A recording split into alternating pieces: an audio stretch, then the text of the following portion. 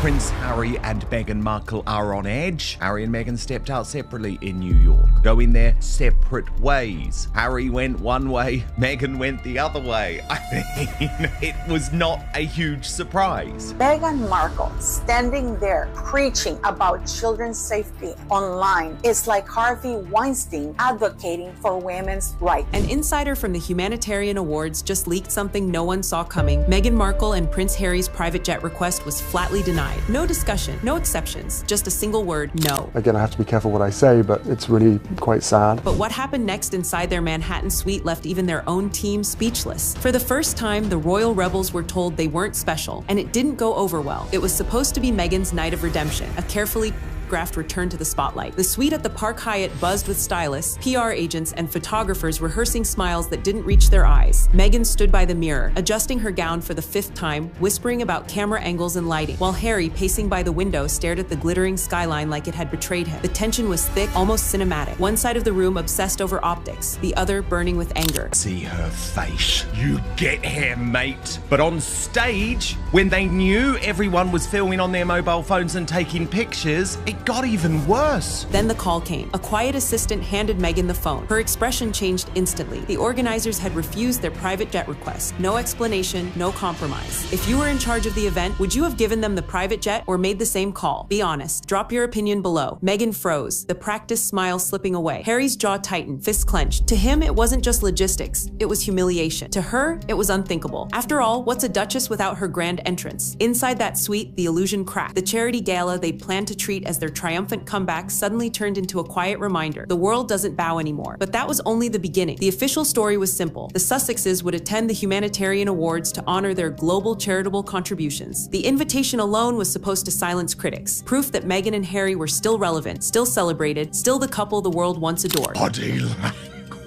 My God, no amount of PR spin is going to deal with that. But inside that hotel suite, the truth looked very different. Meghan wasn't preparing for a humanitarian event. She was staging a coronation. Every detail had to scream Hollywood royalty. The gown was handpicked to outshine everyone else in the room. The team rehearsed every step, every camera angle, every flashbulb moment. For Meghan, humility was just another aesthetic. Biggest absurdity of this whole thing was just how over-the-top perfect everything has to be around her. One she wore when it matched the dress code. Harry watched from across the room, arms folded, jaw locked. The same man who once said he wanted a simpler life now found himself buried under his wife's brand strategy. When she asked if the lighting was flattering enough, he didn't answer. When she reminded him to smile naturally, he didn't look up. He'd played the part for years, and he was tired. Behind closed doors, their dynamic wasn't partnership, it was pressure. Meghan chasing applause that never came, and Harry realizing he'd traded a crown for a script he didn't believe in. By the time their publicist entered with the night's schedule, the air in the suite was already fractured. Meghan spoke in sound bites. Harry muttered under his breath. Their smiles had become masks, polished, empty, and cracking. And then came her line, the one that made him finally lose his composure. Tonight, she said, we remind them who we are. Harry's voice cut through the room, low, bitter, unfiltered. No, Meghan, they already know who we are. That's the problem. In that moment, the royal fairy tale didn't just dim, it burnt. But the night hadn't even begun. When the news broke inside that Manhattan suite, it wasn't just a logistical setback, it was a mirror. And what stared back at them wasn't royalty, it was ego. Meghan's expression didn't show shock, it showed disbelief. The kind of disbelief only someone used to endless approval could feel. The rejection wasn't about the jet. It was about the realization that her name no longer guaranteed a yes. In the span of a few minutes, the perfectly curated illusion began to crumble. Assistants froze, stylists looked away, and the woman who once commanded red carpets suddenly looked like she was standing on one that had been rolled back. The simmering tension between the duplicitous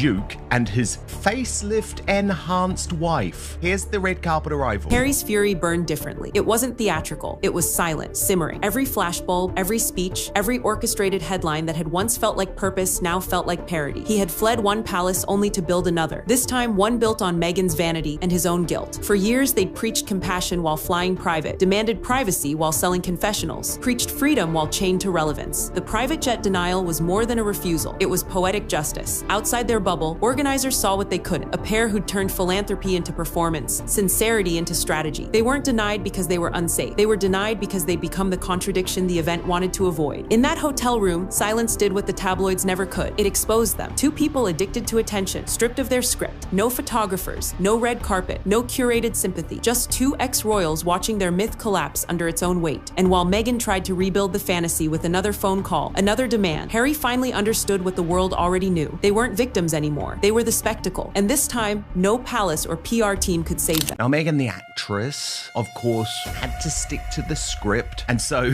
we had the hilarious, she's trying to talk about the need to protect children from social media, even though she's pimping out her own children wherever she can, causing these tensions. The private jet denial wasn't a scheduling issue. It was a statement, deliberate, calculated, and louder than any tabloid headline. For years, Meghan and Harry had lived inside their own narrative, the misunderstood royals, the self-exiled saviors, the couple too authentic for the institution they abandoned. But that story depended on one thing, people still believing they were different. When the humanitarian awards refused their request, that illusion shattered. It was the industry's quiet way of saying what the public already whispered. The Sussexes no longer represented service. They represented spectacle. Inside the organizing committee, the choice was simple. How could an event built on humility justify lending a jet to the couple who turned every cause into a photo opportunity? Behind closed doors, one insider called it ethical housekeeping. They wanted sincerity, not a brand activation. The decision rippled beyond logistics. It signaled the end of an era. The Sussex brand, once powered by rebellion, had become everything it once opposed. Self-serving, performative, hollow. Meghan's calculated elegance could no longer hide the exhaustion beneath. Harry's moral outrage had started to look like envy. And as news of the denial quietly spread through Manhattan's PR circles, something remarkable happened. No one rushed to defend them. No frantic publicist emails, no sympathetic editorials, no loyal friends stepping in. The silence was deafening, and that silence spoke the truth. The humanitarian world had finally drawn a line. Service without sincerity is theater. Compassion without credibility is noise. And Harry and Meghan had become both. This wasn't exile, it was irrelevance, a fate far colder than any royal fallout. And in that quiet erasure, the message was clear. The world had moved on, but they hadn't. Their crowns were long gone, but so was the audience. Was the private jet denial a fair decision by the organizers, or just another public humiliation for the Sussexes? What do you think, guys? When the lights fade and the cameras turn away, most celebrities return to themselves. But Meghan and Harry no longer remember who that is. Every scandal, every headline, every public appearance has been stitched into a narrative so carefully controlled that even they've started to believe it. Meghan, once the actress, now plays the role of the misunderstood icon. Harry, the rebel prince turned professional victim. Together, they've built a palace of mirrors, one reflection for every audience they've tried to please. But here's the irony. The more they curate, the less real they appear. The compassion looks staged. The sincerity feels rehearsed. The vulnerability sells better than the truth ever could. What began as a mission to escape the crown became a crusade to replace it. And the jet denial wasn't their punishment, it was their reflection. The world finally held up a mirror that didn't flatter them, and they couldn't look away. For Meghan, the nightmare isn't rejection, it's obscurity. For Harry, it's realizing that the war he thought he was fighting against the monarchy was really against himself. The anger, the defiance, the endless crusade, it isn't rebellion anymore, it's routine. Once they stood for independence, now they stand for irony, preaching simplicity while chasing spectacle, claiming humility while demanding privilege, fighting for truth while scripting every frame of it. And that's the real tragedy. The crown didn't destroy them, the mirror did. Because when you spend years performing authenticity, you forget how to be it. And by the time they stepped into that SUV for the awards, the applause they'd been chasing had already died in the silence outside. Harry and Meghan will likely have their titles stripped. I think they should have their titles stripped. What is she doing for the monarchy? She's going to fashion shows with this horrible outfit, which looks like a bed sheet. Looks like she's wrapped in toilet paper. Do you think the world is finally tired of the royal drama, or will the Sussexes find a way to bounce back? I'm curious what you think. The fall of the Sussexes didn't happen in one night. It happened slowly, quietly, inside a room where no one dared tell them the truth. Their world has shrunk to a curated circle of assistants, PR managers, and advisors whose paychecks depend on agreement. Every headline they dislike is called a smear. Every failure is blamed on jealousy. They don't hear the criticism anymore, just the applause they hire. Meghan scrolls through coverage, hunting for validation like oxygen. When she finds a negative article, she treats it as proof of persecution. When she finds praise, she reposts it as destiny. Every post, every photo, every cause becomes part of the same echo, polished, hollow, endlessly repeating. Harry fares no better. The man who once stood against the institution now hides behind another, the brand they built together. His rebellion has turned into repetition. Same speeches, same grievances, same ghosts. The sincerity has curdled into performance, and even he can feel the script wearing thin. Outside their mansion, the world keeps spinning. New stories, new scandals, new faces take their place. The crowds that once shouted their names have moved on to the next spectacle. But inside the Sussex echo chamber, the applause still plays, recorded, recycled, and increasingly faint. What they don't realize is that fame doesn't die in flames, it dies in echoes. It fades, layer by layer, until silence feels feels louder than the noise they once chased. And that silence is here, not imposed by the palace, not engineered by the press, but created by their own refusal to step out of the mirror and face the world as it really is. Because in the end, the Sussex story isn't about betrayal or bravery. It's about two people who mistook their own reflection for relevance. When the night finally arrived, New York moved as it always does, fast, indifferent, unforgiving. The humanitarian awards began without delay. The red carpet rolled, the cameras flashed, and the Sussexes were nowhere to be seen. No jet sweeping through the skyline, no grand entrance, no curated spectacle, just a black SUV pulling quietly to the curb. Unannounced, unnoticed, unimportant. Inside the venue, the organizers smiled politely, the photographers looked past them, and the crowd barely stirred. For the first time in years, Meghan and Harry walked into a room that didn't revolve around them. No lens turned, no whispers followed. Their presence, once a command, had become an afterthought. The irony was surgical. They'd come to celebrate compassion, yet the only thing people felt toward them now was fatigue, and everyone could see it. Meghan's eyes scanned the room for cameras that weren't pointed her way. Harry stood beside her, expression blank, posture stiff, the prince who had escaped the palace only to find another cage built by his own choices. The silence between them said what headlines never could. They weren't feared, admired, or envied anymore. They were pitied. As speeches began, applause echoed for causes greater than celebrity. Their names weren't mentioned, their legacy not invoked. The humanitarian spotlight had moved on, and for once, it didn't look back. When they left, the city didn't notice. The streets were wet with rain. Their SUV disappeared into traffic, and the night swallowed them whole. Two silhouettes fading into a skyline that no longer cared. The denial of a private jet wasn't just logistics, it was symbolism. It marked the end of illusion, the death of entitlement, and the quiet burial of the Sussex myth. Maybe they'll tell the story differently. Maybe they'll spin it as injustice, or envy, or bad luck. But the truth is simpler. The world stopped clapping.